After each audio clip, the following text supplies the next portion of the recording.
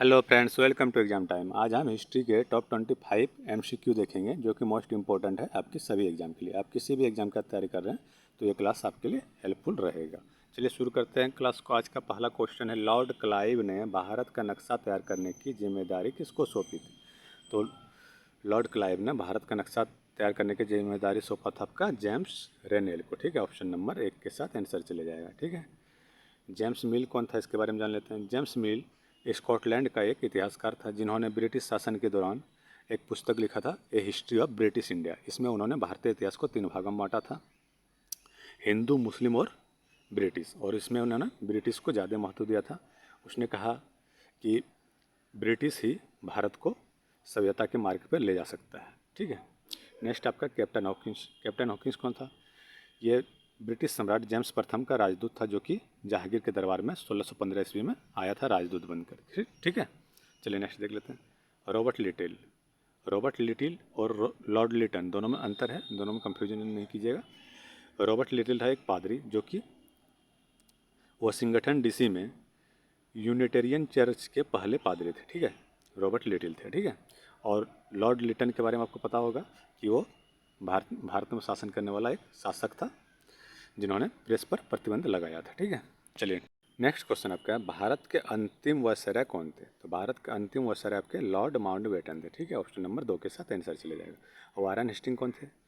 बंगाल के प्रथम governor general वारन Hasting थे। ठीक है, इसको भी याद रखिएगा। ठीक है, रॉबर्ट क्लाइव कौन थे? द्वैत शासन लागू करने वाला प्रथम व्यक्ति कौन था आपका? रॉबर्ट क्लाइव था। 1765 में इन्होंने द्वैत शासन लागू किया था। ठीक है, और बक्सर का युद्ध में नेतृत्व किसने किया था? रॉबर्ट क्लाइव ने ही नेतृत्व किया था। ठीक है, इसको भी याद रखिएगा।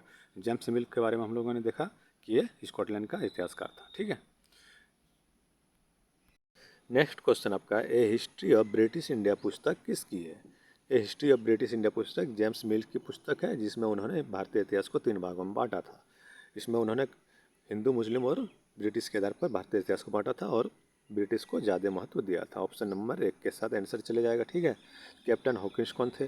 कैप्टन हॉकिंस जेम्स प्रथम का राजदूत था जो कि जहांगीर के दरबार में आया था। इसके बारे में हम लोगों ने देखा अभी। ठीक है, सुभाष चंद्र बोस, इसकी पुस्तक का नाम क्या है? The Indian struggle, Subhash Chandra Bose की पुस्तक है। फॉरवर्ड ब्लॉक की स्थापना भी सुभाष चंद्र बोस ने ही किया था। और दिल्ली चलो का नारा किसने दिया था? सुभाष चंद्र बोस ने दिया था। और तुम मुझे खून दो और मैं तुझे आज़ादी दूंगा, ये भी नारा इसने ही दिया था। और इसे नेताजी के नाम से किसने पुकारा था? हिटलर ने इसे नेताजी के नाम से पुकारा था। ठीक है, और दादा भाई नौरोजी को किस नाम से जाना जाता है? The grand old man of India के नाम से दादा भाई नौरोजी को जाना जाता है। और पहले भारतीय थे जो कि ब्रिटिश हाउस ऑफ कॉमन्स में चुने गए थे। ठीक है, ब्रिटिश हाउस ऑफ कॉमन्स में पहले चुने जाने वाले व्यक्ति कौन थे? दादा भाई नौरोजी। ठीक है, और इसके पुस्तक का नाम क्या है? Poverty and un British rule in India. ठीक है, poverty and un British rule in India पुस्तक किसकी है? दादा भाई नौरोजी की थी। ठीक है, इसको भी याद रखिएगा। नेक्स्ट क्वेश्चन देख लेते हैं अब। नेक्स्ट क्वेश्चन आपका है, अलग अलग समय पर होने वाले परिवर्तनों के संबंध में कौन बताता है? तो अलग अलग समय पर होने वाले परिवर्तनों के बारे में हमें इतिहास बताता है। ऑप्शन नंबर 1 के साथ आंसर चले जाएगा। ठीक है, ऐसे बेसिक क्वेश्चन भी कभी कभी आ जाते हैं। ठीक है, नेक्स्ट क्वेश्चन आपका, जेम्स मिल कहाँ का निवासी था? तो जेम्स मिल आपका स्कॉटलैंड का निवासी था। ऑप्शन नंबर 3 के साथ आंसर चले जाएगा। ठीक है, नेक्स्ट क्वेश्चन देख लेते हैं, इतिहास में किसका महत्व होता है? तो इतिहास में महत्व किसका होता है? तिथियों का महत्व होता है। ठीक है, ऑप्शन नंबर 3 के साथ आंसर चले जाएगा। ठीक है, नेक्स्ट आपका है, भारत के पहले गवर्नर जनरल कौन थे? तो भारत के पहले गवर्नर जनरल वारन हेस्टिंग थे। ऑप्शन नंबर 2 के साथ आंसर चले जाएगा। ठीक है, चलिए नेक्स्ट क्वेश्चन आपका है, भारतीय इतिहास को हिंदू, मुस्लिम और ब्रिटिश इन 3 कालखंडों में किसने बांटा था? तो हम लोगों ने देखा अभी जेम्स मिल ने बांटा था हिंदू, मुस्लिम और ब्रिटिश के आधार पर भारतीय इतिहास को। तो ऑप्शन नंबर 2 के साथ आंसर चले जाएगा। ठीक है, चलिए नेक्स्ट देख लेते हैं, ब्रिटिश शासन के माध्यम से ही भारत सभ्यता के मार्ग पर आगे बढ़ सकता है, यह कथन किसका है? ये कथन भी जेम्स मिल का ही है। ऑप्शन नंबर 1 के साथ आंसर चले जाएगा। ठीक है, चलिए नेक्स्ट देख लेते हैं, सरकारी दस्तावेज रिकॉर्ड्स कहाँ रखे जाते हैं? तो ये कहाँ रखे जाते हैं? अभिलेखागार में। ऑप्शन नंबर 2 के साथ आंसर चले जाएगा। ठीक है, सरकारी जो रिकॉर्ड्स रखे जाते हैं वो अभिलेखागार में रखे जाते हैं। ठीक है, नेक्स्ट देख लेते हैं, भारत में सर्वप्रथम कौन यूरोपीय व्यापारी आया था? तो भारत में सर्वप्रथम कौन आया था? वास्को डी गामा, जो कि पुर्तगाल का था। ऑप्शन नंबर 4 के साथ आंसर चले जाएगा। ठीक है, चलिए नेक्स्ट देख लेते हैं। निम्नलिखित में से कौन शेर ए पंजाब के नाम से प्रसिद्ध है?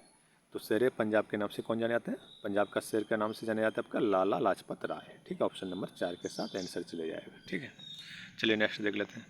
भारत आने वाला पहला पहला पुर्तगाली व्यापारी कौन था? तो वास्को डी गामा था। ऑप्शन नंबर 2 के साथ आंसर चले जाएगा। ठीक है, नेक्स्ट देख लेते हैं। स्वतंत्र भारत के पहले भारतीय गवर्नर जनरल कौन थे? बहुत बार ये क्वेश्चन पूछा जाता है। कौन थे?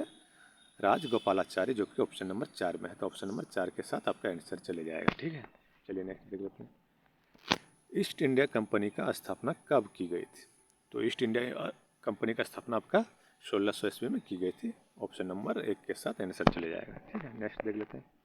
बंगाल में द्वैध शासन की नींव किसने रखी थी? तो बंगाल में द्वैध शासन की नींव आपका रॉबर्ट क्लाइव ने रखा था 1765 ईस्वी में। ठीक है, इसको भी याद रखिएगा। चलिए नेक्स्ट देख लेते हैं। नेक्स्ट क्वेश्चन आपका है 1764 ईस्वी के बक्सर युद्ध में अंग्रेजी सेना का नेतृत्व किसने किया था? यहाँ सेना हो जाएगा, टाइपिंग मिस्टेक है, सुधार लीजिएगा। तो बक्सर युद्ध का नेतृत्व किया था आपका हेक्टर मुनरो ने। इसमें ऑप्शन आपका कैप्टन मुनरो, ऑप्शन नंबर 4 के साथ आंसर चले जाएगा। ठीक है, चलिए नेक्स्ट देख लेते हैं। टीपू सुल्तान किस राज्य से संबंध रखते थे? तो टीपू सुल्तान आपका मैसूर राज्य से संबंध रखते थे। ऑप्शन नंबर 3 के साथ आंसर चले जाएगा। ठीक है,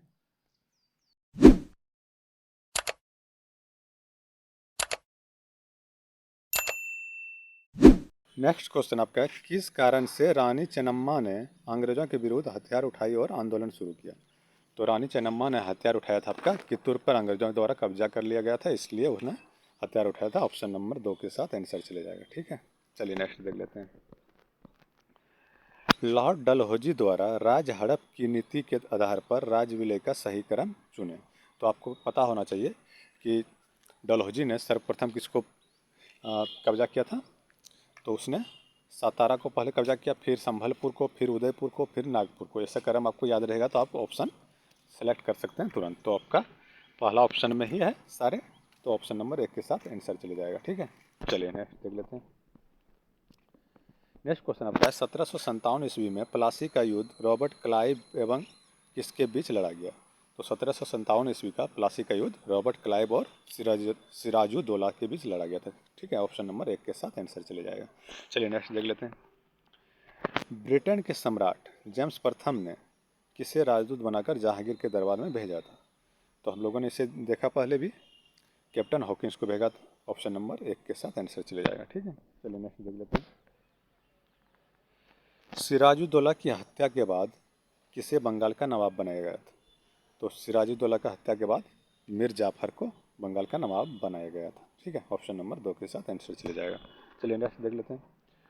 टीपू सुल्तान एवं लॉर्ड कॉर्नवालिस के बीच कौन सी संधि हुई थी? टीपू सुल्तान एवं लॉर्ड कॉर्नवालिस के बीच आपका श्रीरंगपट्टनम की संधि हुई थी। ऑप्शन नंबर 1 के साथ आंसर चले जाएगा। चलिए नेक्स्ट क्वेश्चन देख लेते हैं। आज का अंतिम क्वेश्चन है बक्सर का युद्ध कब हुआ था?